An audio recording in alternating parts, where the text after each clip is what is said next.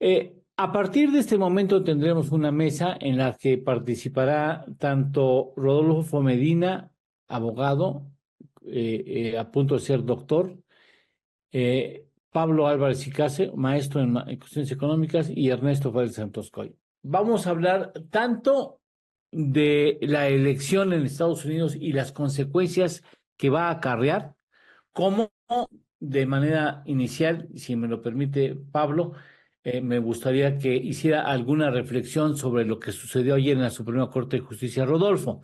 Ahora, yo le Por pido a supuesto. Rodolfo que se quede en esta mesa, porque él fue corresponsal poco más de 10 años ante el gobierno de Washington. O sea, él entraba a la Casa Blanca, él entraba a las oficinas del gobierno estadounidense, él conocía presidentes, conocía a las gentes más importantes en el mundo entero, y tiene una sensibilidad muy especial para conocer el lenguaje, lo que está sucediendo en la relación entre México y Estados Unidos, y es muy valiosa su participación, como siempre, por supuesto, pero además por este agregado es muy valiosa la visión que él tenga sobre lo que sucedió ayer en la Unión Americana. Saludo a Pablo, muchas gracias Pablo por estar aquí con nosotros. Saludo a Rodolfo. Le pido a Alan si es posible que nos pongas en una junto con Vero, si hay preguntas que usted pueda llegarnos a hacer, con mucho gusto, Vero nos avisa, y si podemos tener una composición de cuatro, te lo agradecería mucho. Gracias, Pablo.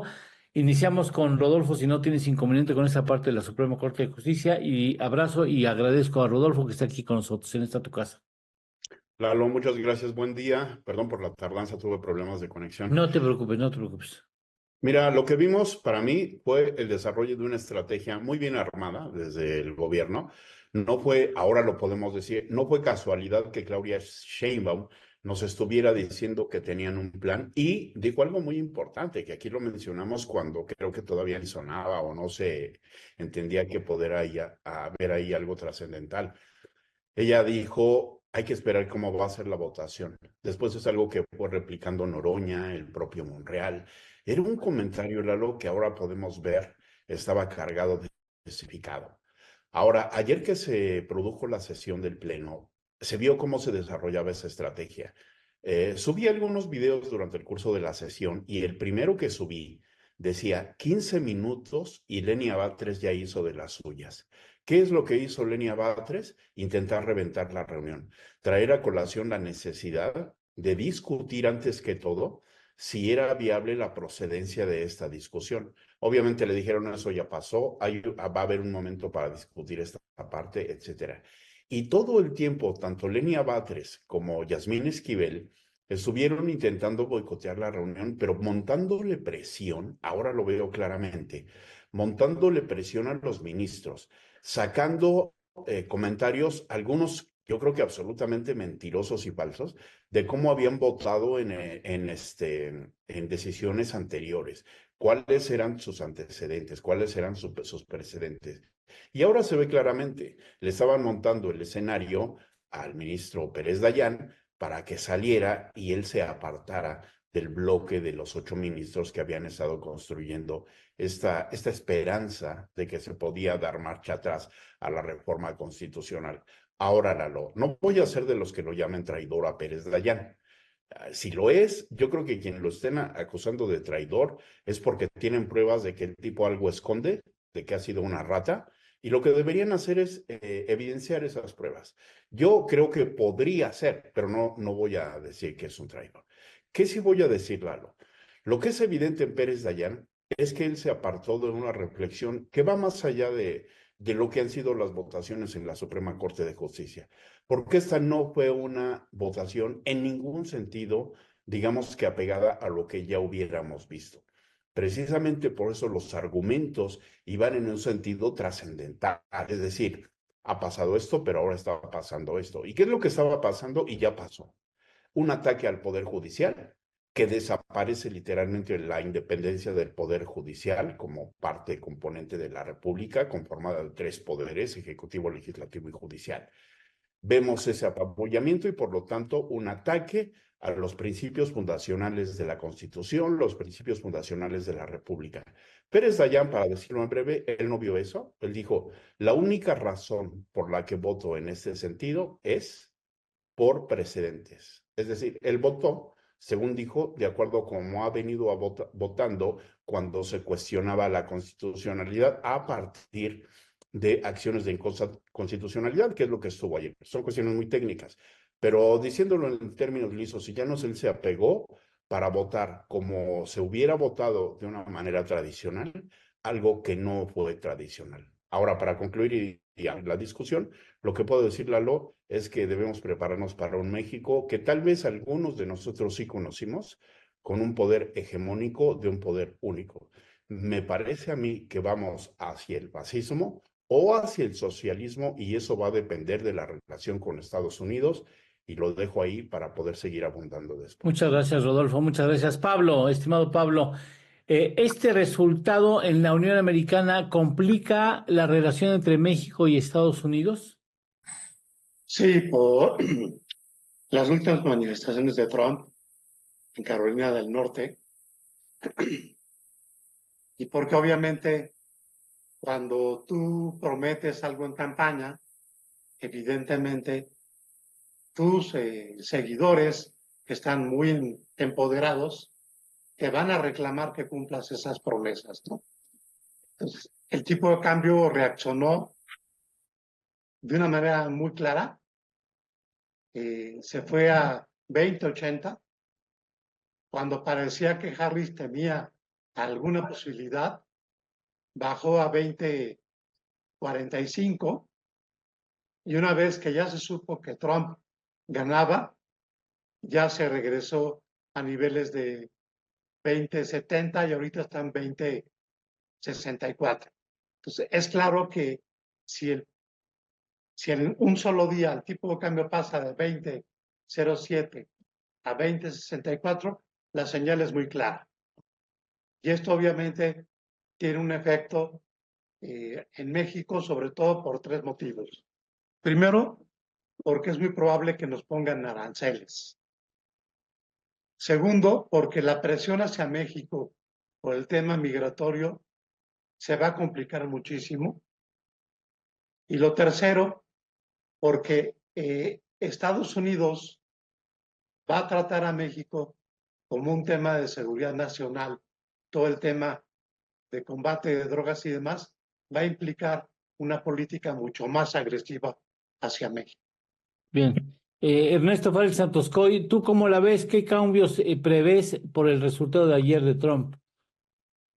Bueno, pues el problema es que gana Trump con el control de ambas cámaras, ¿no? Y entonces, lo que estaba comentando Pablo, yo por cierto, buenos días a todos, lo que estaba comentando Pablo de que pues las promesas de campaña tienen que cumplirse, pues con el control del Congreso pues es mucho más fácil cumplirlas. Y entonces, pues sí, no estaríamos ajenos, en primer lugar, a un arancel general que ha prometido entre el 10 al 20% para todo el mundo, el señor Trump.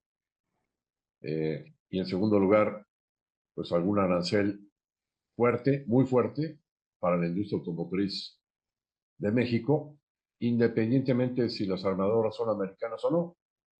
Aquí la lógica primitiva es que los puestos de trabajo tienen que estar en Detroit, ¿no? Entonces, pues háganle como quieran, pero les voy a poner aranceles altos a las importaciones automotrices de México.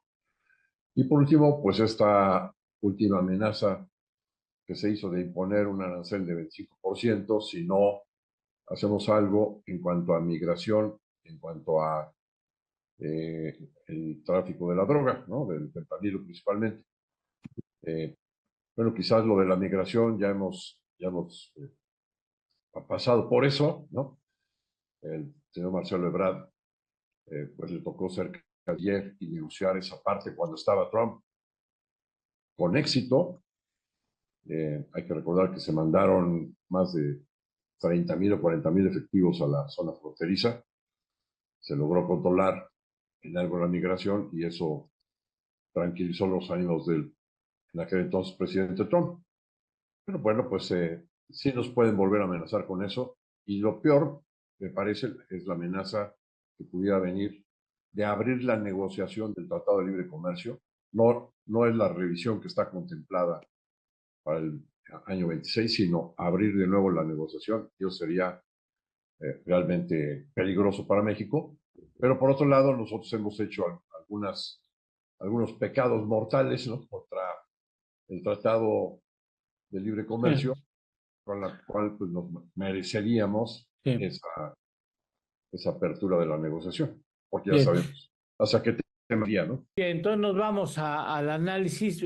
Van a estar los compañeros esperemos que estén a cuadro los cuatro participantes en esta análisis. Les rogaría de la manera más atenta para una mejor dinámica, que sus reflexiones fueran lo más breve posible para que haya una intervención más ágil de todos ustedes. Yo procuraré meter lo menos posible. Entonces, bueno. Rodolfo, ¿cambian mucho las relaciones entre México y Estados Unidos con la llegada de Trump?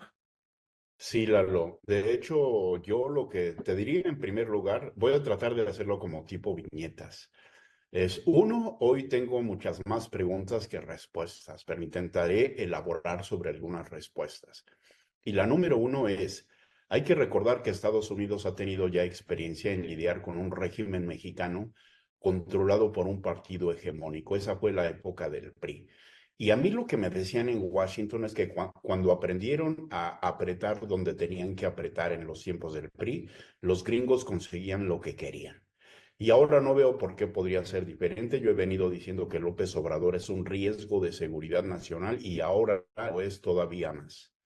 Me parece que mucho de lo que dijo Trump pasa por el filtro de concretarlo en acciones. Pero para decirlo corto, Trump va a querer que México sea un lacayo en cualesquiera que sean las estrategias que quiera implementar, porque Estados Unidos no hay que verlo como Estados Unidos, sino en su condición mundial. Y la condición mundial, Lalo, es también de desequilibrios, de búsqueda de reposicionamientos, un conflicto claro y marcado con China, algo que está sucediendo con Rusia, Rusia que a su vez es aliada de China y cada vez más de Corea, es decir, una situación muy compleja. Y en ese escenario va a querer que México sea su lacayo. La pregunta es, ¿lo van a aceptar o no? Tiene Estados Unidos los instrumentos y por eso es muy importante el mensaje donde Trump liga el crimen organizado y el narcotráfico y la amenaza de migración hacia su frontera con la imposición de aranceles, porque por esa vía van a apretar hasta tratar y eventualmente lograr que México sea su lacayo. Lo que va a lograr la diferencia desde mi punto de vista es cuál va a ser la posición de este gobierno, o se Bien. mantiene como lacayo o busca un margen de maniobra propio. Pablo, Mira, yo creo que como que el escenario está para que haya una situación de conflicto, porque en el lado mexicano hay una postura muy nacionalista, muy defensiva hacia Trump, y en cierta medida tampoco en el lado mexicano están muy convencidos del libre comercio. Entonces, yo creo que ante las amenazas de aranceles de Estados Unidos, la postura mexicana no creo que vaya a ser tan dócil. Esa es mi percepción. Pero me preocupa también la situación de que vayamos a un escenario de confrontación, porque en un escenario de confrontación eh, podemos salir perdiendo porque somos la parte débil en el conflicto y en ese sentido nosotros dependemos mucho más de Estados Unidos que Estados Unidos de nosotros. Y por eso estoy doblemente preocupado, porque yo creo que puede haber un escenario de confrontación donde podemos salir perdiendo en ese conflicto. bien. Ernesto, A México no le queda otra que ser sumiso frente a Estados Unidos. Realmente sí dependemos totalmente de la economía americana y sería un gravísimo error realmente romper las relaciones comerciales que llevan décadas de integración creciente y pues con los miles de kilómetros de frontera que tenemos, o sea, pues no hay manera de que realmente se rompa, ¿no? Sería absurdo totalmente. Me gustaría referirme quizás más adelante a cómo se ve el panorama de la economía norteamericana por sí misma, que también es muy relevante por el impacto que puede tener en la economía mexicana. Lo dejo por ahí. Totalmente de acuerdo. Les pregunto, si Trump mete aranceles generales o específicos a México por el asunto vinculado con con el narcotráfico, o sea, por lo que quieran, ¿está incumpliendo o estaría incumpliendo los acuerdos del TMC? Desde Sí, luego. Rodolfo, ¿quieres? sí, porque son de las No que, puede. perdón. Sí. Sí, porque son de las que se conocen como barreras no arancelarias, de una forma, pero en este caso sí serían arancelarias, entonces son barreras no comerciales. Es una infracción al TEMEC. Pero claro, todo lo que se hable de aranceles, quiero ponerlo en ese contexto desde mi punto de vista. No es una cuestión económica, es una cuestión estratégica en todo mundo, en todo momento. Así que cuando habla de esos aranceles, hay que entender que está buscando algo adicional. Y para él lo que va a buscar en su momento son, por ejemplo, políticas migratorias que en México funcionen para bien de Estados Unidos y otras cosas en virtud de la conflictiva internacional. Después, si quieres, voy a mencionar el caso argentino, que es muy interesante en este mismo contexto del caso mexicano. Pablo. Sí viola el Tratado de Libre Comercio, ¿no? El TEMEC, pero Trump va a recurrir a condiciones excepcionales de emergencia nacional que le den como una justificación, digamos, entre comillas, legal para aplicar esos aranceles a pesar del TEMEC. Y la verdad es que con una Cámara controlada y con una postura mediática tan fuerte, el presidente de Estados Unidos puede tener poderes especiales para, a pesar de que violente el Tratado de Comercio con México y Estados Unidos, aplica aranceles por situaciones de emergencia nacional. Uh-huh. Ernesto, la economía de Estados Unidos nos necesita, ¿no? ¿Necesita qué? No, o sea, nos necesita como Nos proveedores. necesita a México, perdón, no te Sí, oí sí, sí, ese del nos. sí, nos necesita. Claro que sí. Es más, yo te diría, Estados Unidos, no nada más de ahora, sino de siempre, han sido miopes porque pues, no han sabido desarrollar el gran mercado que podría ser todo Latinoamérica. Y por sus posturas migratorias y sus posturas racistas, pues han dejado de lado ese potencial desarrollo que podrían tener con el mercado latinoamericano, y vaya que serían entonces muchísimo más grandes y muchísimo más fuertes, menos vulnerables de lo que son ahora. Prefirieron irse a la fácil, aprovechando la mano de obra barata de China, pero pues no sabían con quién se estaban metiendo, y ahora están pues, en el arrepentimiento con políticas arancelarias más agresivas, pues tratando de romper con China. Pero la verdad es que ha sido miopes. Pero sí, definitivamente nos necesita. ¿Por qué? Pues porque Estados Unidos tiene que ser competitiva a nivel mundial. Y pues México ofrece algunas ventajas para esa mayor competitividad en la integración de la economía norteamericana. Recuerdo que Rodolfo en algún momento decía que Estados Unidos no pone necesariamente todas las cartas sobre la mesa, o más o menos esa fue la impresión que me tuvo, sino que muchas veces lo que hace es chantajear con las cosas que sabe, que conoce. O sea, no las pone sobre la mesa y las revienta, no. Trabaja por debajo de la mesa, tirando la carta por debajo de la mesa y advirtiendo qué puede pasar si no provoca México los cambios que está buscando. Trump es más proclive, lo ves, a tirar las cosas sobre la mesa, a decir, estos políticos están involucrados en el narcotráfico, recibieron financiamiento del narcotráfico, o lo va a hacer por debajo de la mesa, Rodolfo. Trump es un mago de la negociación. A partir Sí. chantaje y apuesta duro a partir del chantaje. Parece que está en su programa ese de televisión, ¿no? Pero así es en la vida real y le ha funcionado, con México le ha funcionado. Ahora, fíjate, tocando un poquito el tema que mencionaba Pablo, que me parece bien importante, la forma en que podrían aplicarse los aranceles. Yo veo ahí dos cosas importantes. Para hablar de aplicación de aranceles y de que se violaría el TEMEC, bueno, hay que establecer claramente cuál sería la consecuencia de esa violación. Y la consecuencia natural es la imposición de medidas recíprocas por parte de México. Y las medidas recíprocas, pues a lo que nos van a llevar es a una escalada del conflicto.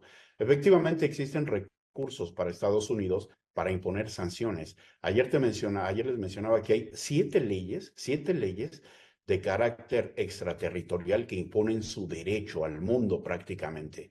Y bien podía detonar. Pero a partir de ahí México puede alegar que son sanciones no comerciales, etcétera, etcétera. Sí, para concluir esa parte, Trump es un amo de la negociación y voy a reiterar lo que dije desde el principio. Para mí, todo pasa, toda acción que haga Trump va a pasar por la conveniencia política, y ahí veo el tema migratorio como algo sustancial, la satisfacción de intereses dentro de Estados Unidos que están exigiendo, y eso da manejo político dentro de Estados Unidos, especialmente en las cámaras, que a México se le ponga más la lupa, que se le aprieten las tuercas en materia de crimen organizado y narcotráfico. Y número tres, pero quizás la más importante, cómo juega y cómo se desarrolla la geopolítica en términos de los intereses de Estados Unidos. Pablo, el narcotráfico, pues si quisiéramos controlarlo, ya hubiéramos hecho siquiera el intento. No hemos podido controlarlo, está en evidencia, o porque no somos capaces de hacerlo, o porque tenemos nexos y vinculaciones y acuerdos con ellos. O sea, en ese sentido, pues es una presión más para el país que el presidente pretenda que se controle, cuando no solamente en México hay coludidos en la clase política, sino también en Estados Unidos. Sí, pero por eso el juicio del Mayo Zambada y las cosas que han comenzado a filtrar en la prensa norteamericana, obviamente son elementos de presión muy fuerte al gobierno mexicano. Y en ese sentido hay una vulnerabilidad importante en términos de imagen pública. Y me parece que por eso la molestia del gobierno mexicano con el secuestro del Mayo en julio pasado, porque ahí se puede destapar una caja de Pandora impresionante, ¿no? ¿Esa carta la van a manejar, Ernesto, los gringos? No soy experto en seguridad, pero todo indica que sí.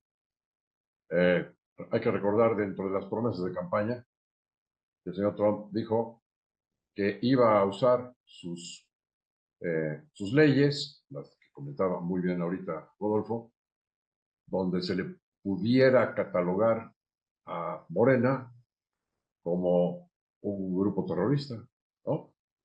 O simplemente a los cárteles se les podría aplicar esta ley y por lo tanto, extraterritorial, y por lo tanto, pues de repente mandar unos drones, ¿no? Claro. A destruir las bases de los cárteles, ¿no? Bien, Con inteligencia americana sin pedir permiso, ¿no? Sí, sí, sí es un escenario probable. bien, a ver, Trump va a tratar de que China no pueda entrar ni siquiera a invertir en territorio mexicano. Oh, si tienen suerte, va a haber cafés y restaurantes chinos. Sí hay chance. Eso, a lo mejor sí los deja. Pero que llega Hyundai, bueno, Hyundai es coreana, perdón. Si llegan esos complementos automotrices chinos, pues sí, no los aceptes, hijo, porque vienen a jodernos a nosotros, no a ti, a nosotros. Y tú no te vas a prestar como trampolín, Ernesto. Sí, cómo no. Ya se estaba viendo desde hace varios meses en el Congreso vigente toda la intención de irse contra las inversiones de China en México, sobre todo, digamos, atacando particularmente lo que es la integración china de los productos mexicanos, ¿no? Es decir, tratar de, con las leyes americanas, restringir que los productos mexicanos que se importan a Estados Unidos tengan integración china. Digamos, es hacia ahí hacia donde me parece que van a aplicar más las regulaciones y las sanciones, ¿no? Y eso me parece inevitable. Hay que precisar que con la llegada del señor Biden, pues no hubo ningún paso atrás realmente en esa política comercial anti-China, ¿no? Incluso, pues más bien escaló, llegó incluso a casos pues particulares de prohibiciones o de, como el TikTok o como en algunas empresas telefónicas o de tecnología, ¿no? Huawei. Huawei, ¿no? Sí, que sufrieron ataques directos, digamos, Sí. en la parte comercial. Bueno, pues sí creo que el Congreso, dominado por los republicanos, con una agenda proteccionista, pues seguramente va a aplicar rápidamente algunas de estas medidas que le afectan particularmente a México. Vero. Buenos días a todos. Una pregunta de Verónica Ramírez. De acuerdo al victimismo de la 4T, ¿es conveniente para Claudia que gane Trump porque ahora dejará de culpar a los sexenios pasados para comenzar a culpar de su ineficiencia a Estados Unidos? Rodolfo. Bueno, pues es una posibilidad. Me parece, la verdad, que el problema va muchísimo más lejos de a quién culpar. Al final de cuentas va a poder decir que fue Dios el culpable, pero eso no resuelve el problema. El problema es encontrar las soluciones y las soluciones son verdaderamente complejas. Pablo. Mira, del tema de China, más para concluir eso rápido, el tema es que hay dos vías de las importaciones que México hace y que reexporta a Estados Unidos, y la otra es lo que señaló Ernesto, todos los componentes importados que tiene la industria mexicana que van hacia Estados Unidos. Entonces yo creo que Estados Unidos va a poner un control mucho más férreo para evitar ambas cosas. Ya lo anunciaron. Pero por otro lado, la contraparte mexicana, Ramírez de la O, hace varios meses dijo que el déficit que tiene México con China es muy elevado y que estaría dispuesto a también poner restricciones comerciales a China, un poco en consonancia con lo que está pidiendo también el gobierno de Estados Unidos, ¿no? Entonces creo que también hay un intento por el lado mexicano de también reducir las importaciones chinas que pueden ser, como dije, reexportaciones o importaciones indirectas hacia Estados Unidos, ¿no? Ahora, todo ese contexto, me gustaría que nos dijeras, Ernesto, ¿Estados Unidos se encuentra en un nivel de salud económica suficiente como para soportar las presiones políticas que va a ejercer Trump?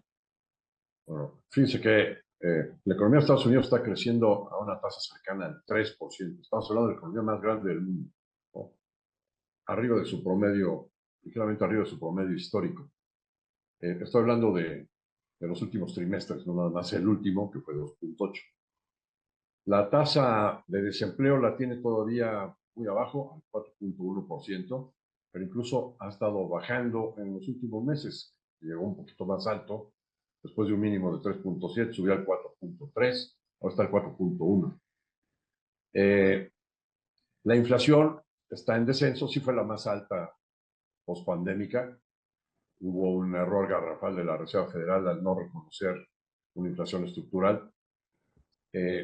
Pero el problema que más grave que tiene, y le afecta a todo el mundo, y eso es a lo que me quería referir, es que el déficit fiscal estructural está por ahí del 6% del PIB.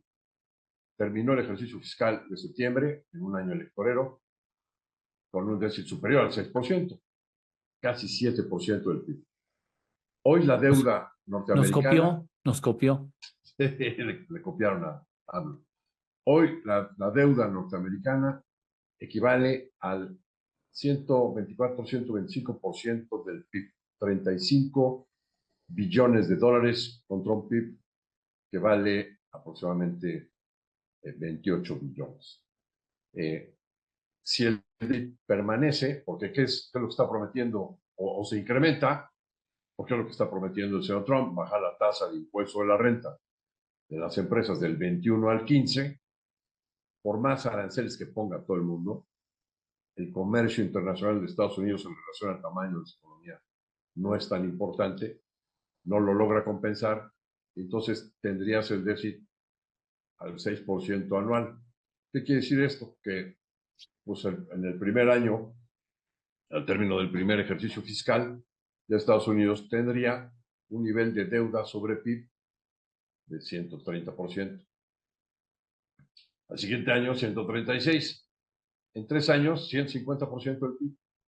Y el problema es que pues eso genera una demanda de dinero por parte del gobierno americano. O sea, ¿cómo se financia el déficit? Pues con deuda, emitiendo bonos del tesoro. Con lo cual, las tasas de los bonos del tesoro, sobre todo a largo plazo, pues se dispararían en relación a los niveles que se tienen hoy en día.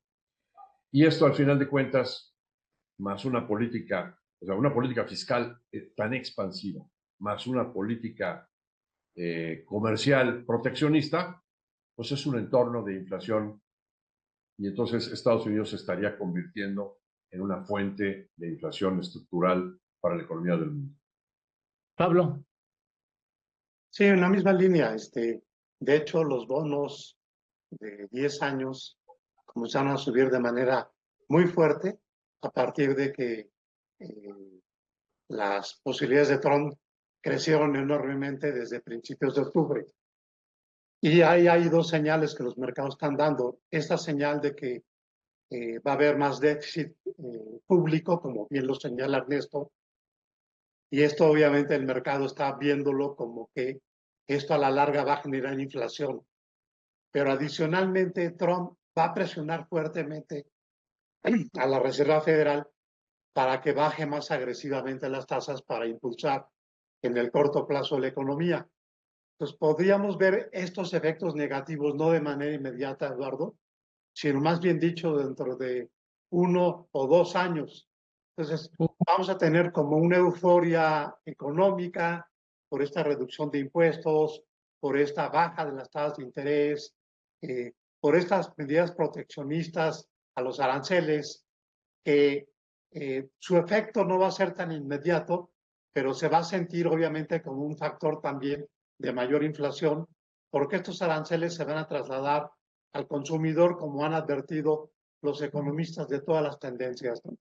Entonces, podemos tener como una buena situación económica por las expectativas de menos impuestos a las empresas y este tipo de situaciones que van a generar seguramente ánimo, pero yo creo que en el corto, en el mediano plazo, estos efectos se van a resentir y van a generar una situación bastante complicada en la economía de Estados Unidos.